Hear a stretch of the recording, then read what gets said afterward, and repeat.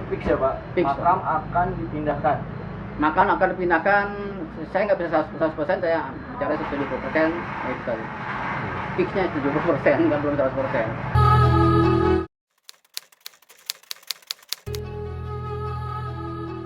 Pak, nah, terkait pemakaman, ini kan udah mau direnovasi nih, udah dibagusin. Itu apakah disayangkan jika salah satu dari itu dipisahkan, dipindahkan itu? Ya sebetulnya kalau masalah pisah itu sebetulnya itu tadi kondisi. Karena waktu itu mayat datang dari Surabaya ke rumahnya Vanessa itu kan udah pagi. Si Dodi waktu itu sebetulnya udah bilang bahwa Vanessa harus dikubur di sana di tempat ibunya karena ada amanah. Itu sebetulnya udah ada pembicaraan itu.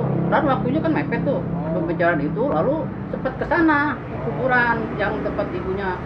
Di situ kan nggak perlu ada kuburan baru, sisanya ditumpuk. Nah, sedangkan ini kan ada dua mah suami istri, gimana caranya nih? Nah, mereka akhirnya mengusulkan bahwa jangan dipisah gitu kan. Sebetulnya kalau mereka kemarin ada di sana bisa kuburan, mungkin di sana gitu. Di tempat kuburan ibunya di karet itu. Di mana sih namanya? Ada di Bang. Ah, udah lupa gitu. Di situ.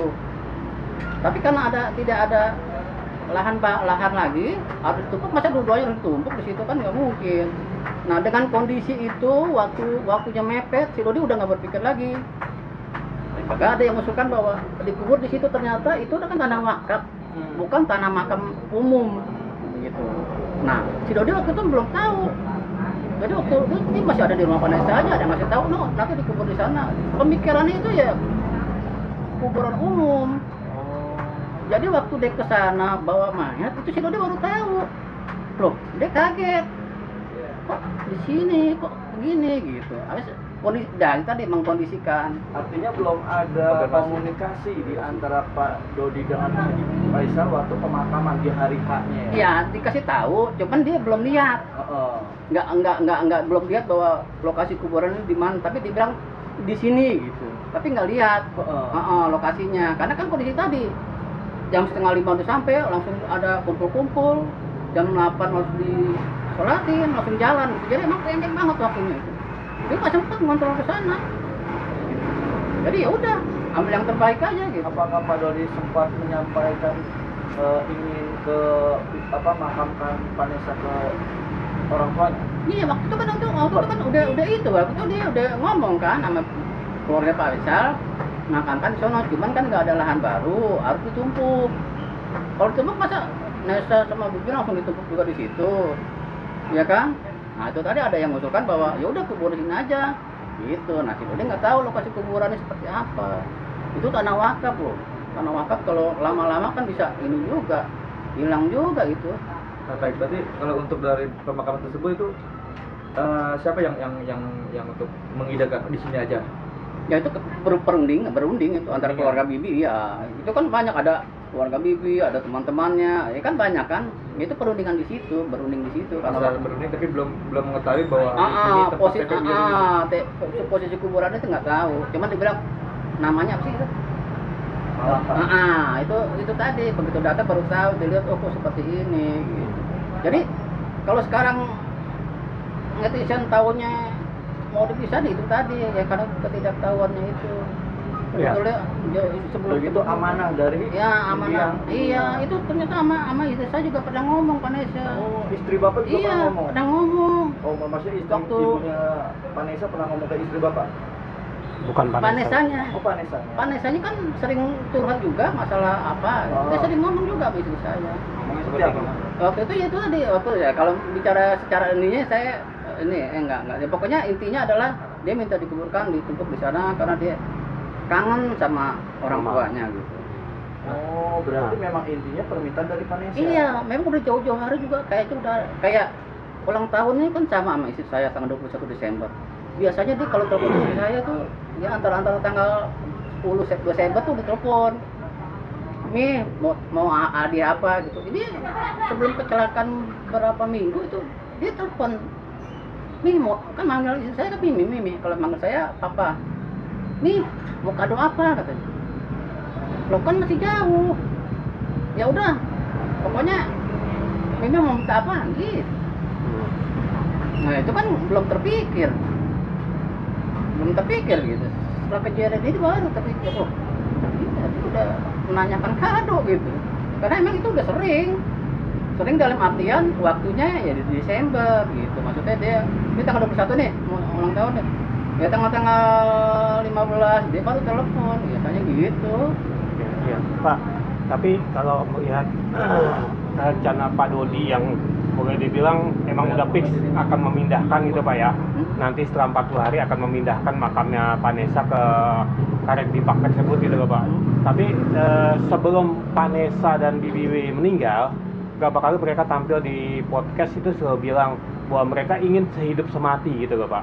Dalam arti bahwa nggak mau dipisahkan. Ketika sudah mati pun ya ingin bersama-sama di tempat yang sama gitu loh Pak. Ya, apa tadi tidak ada pertimbangan dan akan hal itu Pak? Ya tadi mungkin itu tadi mengkondisikan seperti itu. Jadi memang ya si Dodi sebetulnya hati kecil saya rasa berat ya. Hati kecil dia berat. Ya berat dia untuk memang dia tahu lah. Dia kan udah akur. Udah sama Bibi, sama Nesa, bapaknya, sama Ibu Tiri udah akrab, udah hampir seminggu 3 kali ketemu gitu.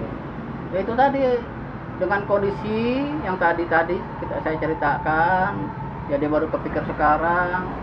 Ya kalau di situ kalau bisa ya kan dua-duanya dibawa ke sana. Cuman kan itu tadi kondisinya yang nggak bisa gitu.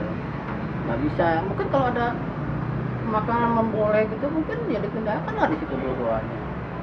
Karena kalau hidup semati saya udah tahu lah. Karena waktu dia menikah sama Bibi kan udah kelihatan itu keceriaannya dia, keriangannya dia. Bapaknya walaupun dia tidak bicara kan udah secara batin udah tahu lah. Oh anak gue udah bahagia. Pastilah itu sebagai orang tua tuh pasti ada batin.